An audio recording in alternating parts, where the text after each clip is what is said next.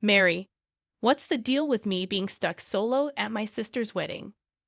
I found myself isolated, and when I inquired about it to her mother-in-law, she smirked before replying.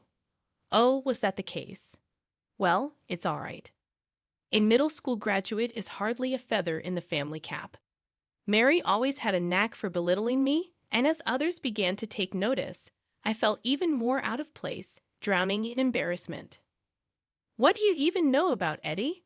And you don't know my brother, I muttered, feeling utterly defeated. Then my sister Michelle appeared, and the dynamic shifted. My name's Eddie Smith. I turned 42 this year. I began unraveling the story of our upbringing. Ever since our parents passed away in a car accident when we were kids, Michelle and I, just a year apart, were raised by our grandparents. Though we felt vulnerable without our parents, our grandparents filled our lives with love, ensuring we never felt alone. However, as our grandparents grew older, I felt the weight of responsibility. I started working right after middle school, despite Michelle's encouragement to pursue higher education. Are you sure you don't want to go to high school? You don't have to bear this burden alone, she urged, her concern palpable. But I couldn't shake the need to support our family, especially Michelle, whose dream of becoming a doctor fueled my determination. I don't have a dream like you, Michelle. Right now, my dream is to contribute to the family as soon as possible, I explained, knowing she felt guilty about my sacrifice. Yet, she understood once I shared my true feelings. Michelle's hard work paid off, and she secured a spot in college, eventually becoming a doctor. With our grandparents gone by the time she earned her medical license, we leaned on each other for support. Hey, Eddie, I'm free this weekend. How about we grab a bite? Michelle suggested, extending an olive branch of camaraderie. That sounds perfect. I'm free too. Let's go for drinks, I replied, grateful for the bond we shared. Michelle and I had a close relationship, often spending our free time together, even as I juggled various temporary jobs to make ends meet. Lately, there's been someone causing me trouble, Mary, Michelle's mother-in-law. To my surprise and delight, she recently got engaged, making her my relative by marriage. Initially, based on what Michelle had told me about Mary being a gentle and modest woman, I was hopeful. Coming from a family without parents, I looked forward to our relatives coming together. However, my naive optimism was shattered at our first encounter. Eddie, you don't look as impressive as Michelle. It's disappointing that you're nothing like what I imagined being related to you would be, Mary remarked as soon as Michelle left the table. Her demeanor completely changed, and even Michelle's fiancé, Tom, remained silent as Mary continued her tirade. You know, Michelle graduated from medical school and works at the forefront as a doctor. Despite being a woman, she carries herself with such confidence. But I never heard about having such a loser brother. Mary continued, disregarding any attempt from Tom to intervene. When Mary came to announce the engagement, she was all smiles in front of Michelle. But as soon as Michelle left the room, her tone shifted, and she began berating me. I was shocked into silence by her sudden change. She looked down on me with disdain, mocking my middle school education and my job. She made it clear that having someone with my educational background as a relative was a problem for her. Despite her husband being a doctor and her working in medical administration, Mary constantly imposed unreasonable demands on me. She even went as far as suggesting that I cut ties with Michelle to avoid embarrassment for her family. I never expected to be insulted like this, especially since Michelle had expressed excitement about our meeting. Feeling embarrassed and hurt by Mary's words, I couldn't help but wonder how things got so messed up. I felt trapped, knowing that Michelle and I were each other's only blood relatives and that cutting ties wasn't an option. Throughout our conversation, Mary continued to make snide remarks, leaving me feeling even more isolated and disheartened. Since we don't live together or see each other often, I've managed to endure Mary's persistent attempts to convince me to cut ties with Michelle. Maintaining a good relationship with Michelle is paramount to me, as she's the only family I have left. Ideally, I'd like to get along with Mary too, but it seems she can't accept me due to my lower level of education. Why do I have to deal with someone with such a low education like you? Mary's words continued to sting. Being judged solely on my educational background makes my blood boil. Despite this, I didn't object to Michelle and Tom's marriage. Mary's persistence in trying to separate us has only intensified since their wedding date was set. Reluctantly, I prepared for the wedding, knowing I couldn't miss such a significant family event despite my apprehensions. Upon arrival at the venue, I was shocked to find myself seated alone at the back, contrary to what Michelle had assured me.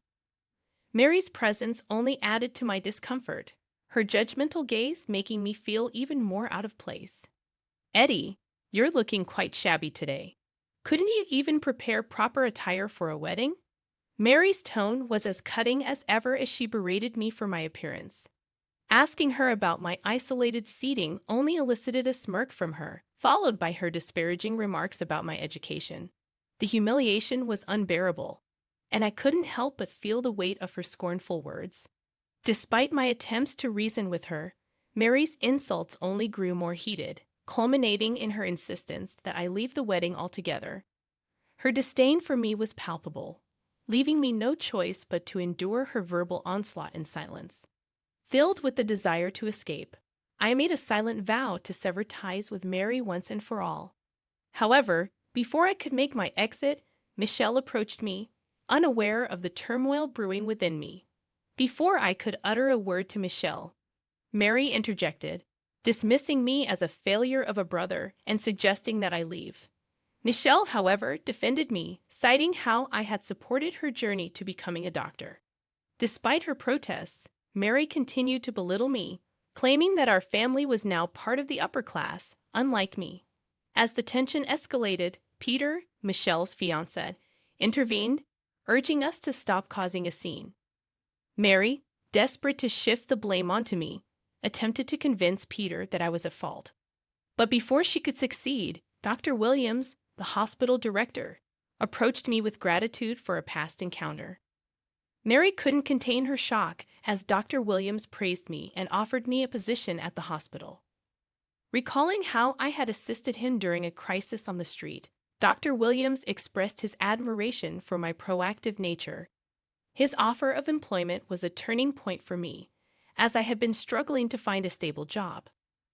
Grateful for the opportunity, I accepted Dr. Williams' offer and embarked on a new chapter in my career. Despite facing challenges, I worked diligently and obtained certifications in medical administration and secretarial duties.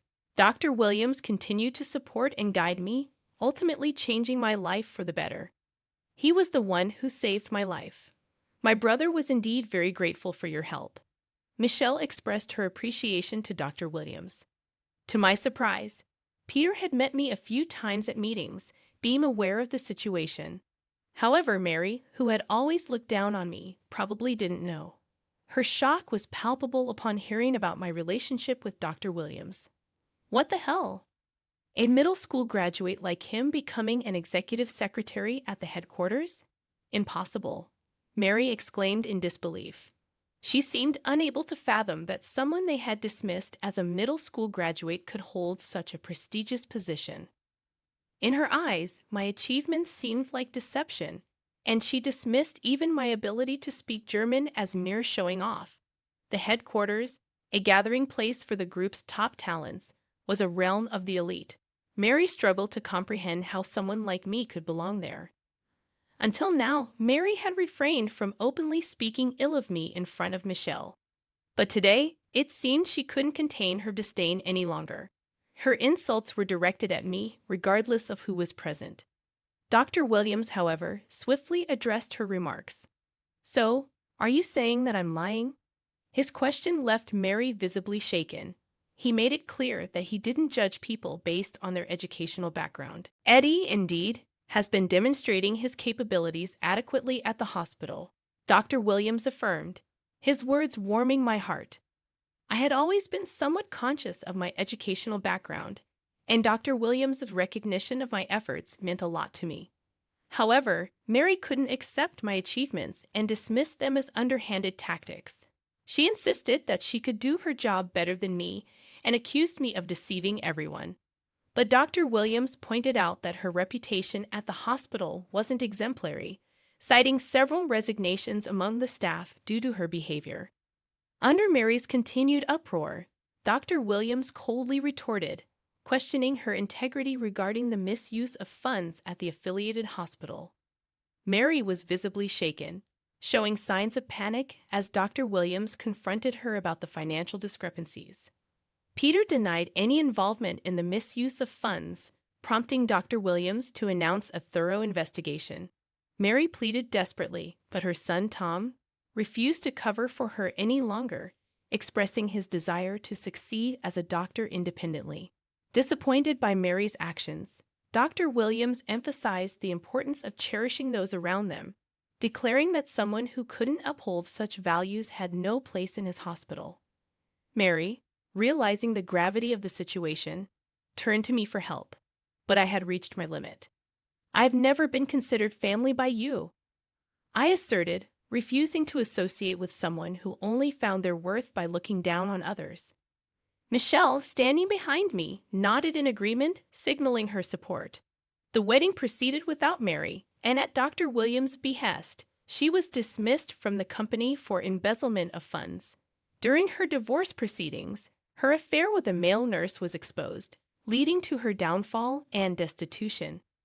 Michelle apologized to me and promised to cut ties with Mary, reaffirming our bond as family. Despite the challenges, I continue to work hard every day, valuing family and being grateful to those who support me, including Dr. Williams.